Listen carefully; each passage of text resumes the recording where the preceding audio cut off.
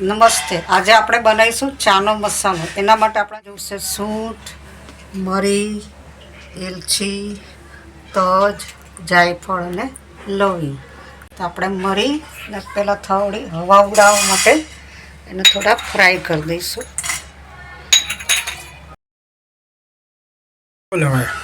મરી, લવિંગ, તજ અને એલચી આપણે અંદર નાખી દીધા। સૂંઠ આપણે ગ્રાઇન્ડ કરેલી છે એટલે એમાં આપણે નાખવાની નથી। આ રીતે આપણે પહેલાં એને હવા ઉડાડી દઈશું।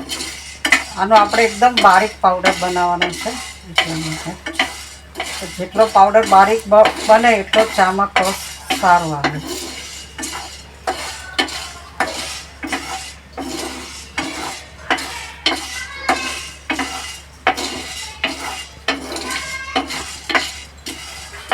હવે આપણે ગેસ બંધ કરી દઈશું। મરીનો કલર બદલાઈ ગયો છે, બસ સમજવાનું કે આપણા મરી શેકાઈ ગયા છે, લવિંગ શેકાઈ ગયા છે।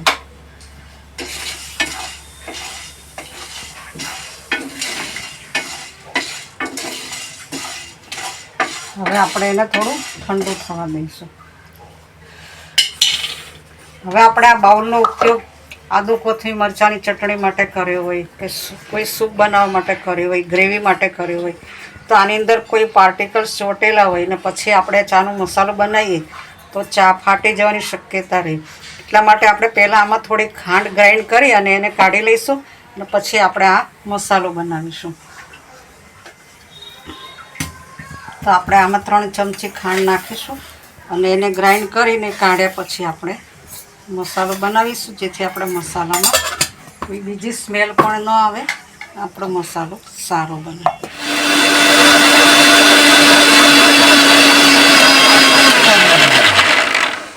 આનો આપણે જ્યાં દળેલી ખાંડનો ઉપયોગ કરવાનો હોય ત્યાં કરીશું।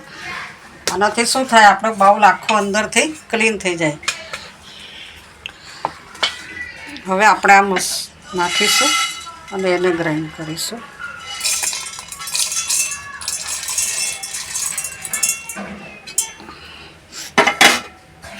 હવે આપણે એમાં સૂંઠ પાવડર નાખીશું અને આપણે સરસ એકદમ બારીક ગ્રાઇન્ડ કરી લઈશું।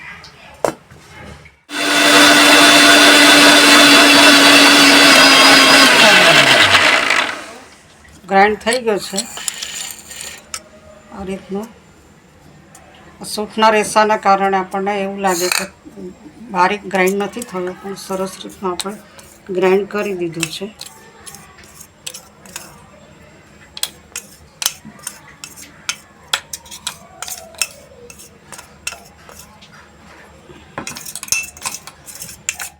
આપણો ચાનો મસાલો તૈયાર છે।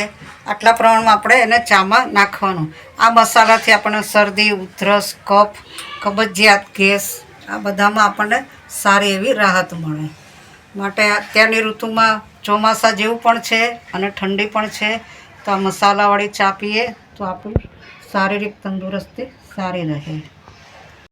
જો તમને અમારી રેસીપી ગમી હોય તો અમારી ચેનલ ધ ભાવસાર કિચનને સબસ્ક્રાઈબ કરો, અમારા વિડીયોને લાઈક કરો, કોમેન્ટ કરો અને શેર કરો। Thank you.